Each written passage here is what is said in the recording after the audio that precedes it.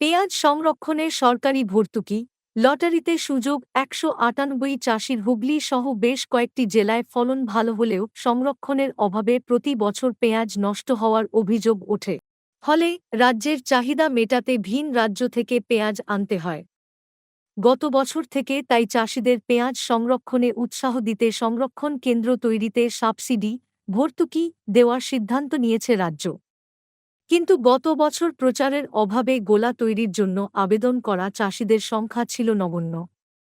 এবার শুধু হুগলিতেই ৩৫২ জন চাষি আবেদন করেছেন। সোমবার অনলাইন লটারির মাধ্যমে তাঁদের মধ্যে থেকে ১৯৮ জনকে বেছে নেওয়া হল। এদিন চুঁচুড়া সার্কিট হাউজে আয়োজিত এই লটারি প্রক্রিয়ার অনুষ্ঠানে উপস্থিত ছিলেন রাজ্যের কৃষি বিপণন দপ্তরের স্বাধীন দায়িত্বপ্রাপ্ত মন্ত্রী বেচারাম মান্না, অতিরিক্ত জেলাশাসক উন্নয়ন অমিতেন্দু পাল, হুগলি জেলা পরিষদের সভাধিপতি রঞ্জন ধারা ও কর্মাধ্যক্ষ কৃষি মদনমোহন কোলে, জেলা উপকৃষি অধিকর্তা মৃত্যুঞ্জয় মুর্দান্ন প্রমুখ। মন্ত্রী জানান, এই মুহূর্তে ২৫ মেট্রিক টন পেঁয়াজ সংরক্ষণের লক্ষ্যমাত্রা নেওয়া হয়েছে। রাজ্যের পেঁয়াজ চাষ হওয়া ১০টি জেলা থেকেই ২,২০০র বেশি আবেদন জমা পড়েছে, যার জন্য ভর্তুকি বাবদ ৯.৫ কোটি টাকার বেশি বরাদ্দ ধরা হয়েছে। তিনি বলেন, ঠিকঠাকভাবে সংরক্ষণ করা গেলে বাইরে থেকে পেঁয়াজ আনতে হবে না। খুচরো বাজারে দামও নাগালের মধ্যে থাকবে। দেখুন, আমাদের পেঁয়াজ একটা টাইম বামপন্থী আমলে চাষ হতো না। আমরা এ রাজ্যের মামাটি মানুষের সরকার মাননীয় মুখ্যমন্ত্রীর উদ্যোগে আমরা পেঁয়াজ চাষ বহুগুণ বাড়িয়েছি, কিন্তু পেঁয়াজের সংরক্ষণও প্রয়োজন, যা কৃষকদের সুবিধা হবে এবং শুধু সংরক্ষণ করলে বাইরের ক্রেতারাও সস্তা মূল্যে পেতে পারে। সেই জন্য আমরা পেঁয়াজ গোলা আমরা তৈরি করার সিদ্ধান্ত নিয়েছি।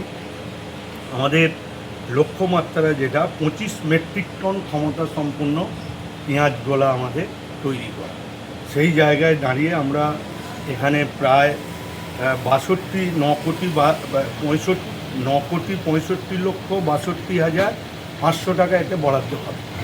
সারা রাজ্যে ২২৬১ জন আবেদন করেছে এবং এর পরিপ্রেক্ষিতে আমাদের হুগলি জেলায় আজকে আমরা ১৭৫টি মোট আমাদের সিলেক্ট করা হল।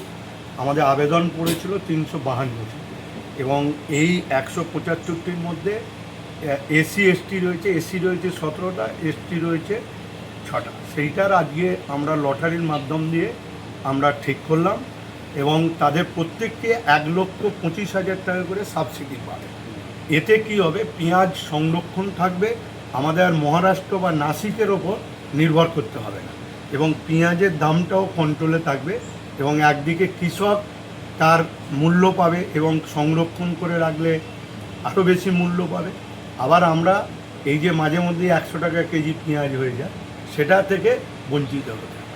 চাষিরা পেঁয়াজ চাষে উৎসাহ এতে আরও উৎসাহ পাবে এবং আমরা চাইছি সেই উৎসাহ দেওয়ার জন্য যত রকমের সহযোগিতা সরকারের তরফ থেকে, পেঁয়াজ বীজ, যত রকমের সহযোগিতা আমরা।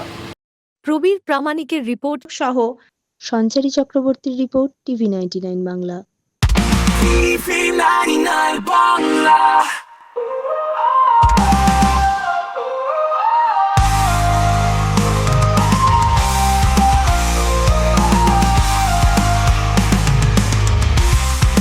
TV99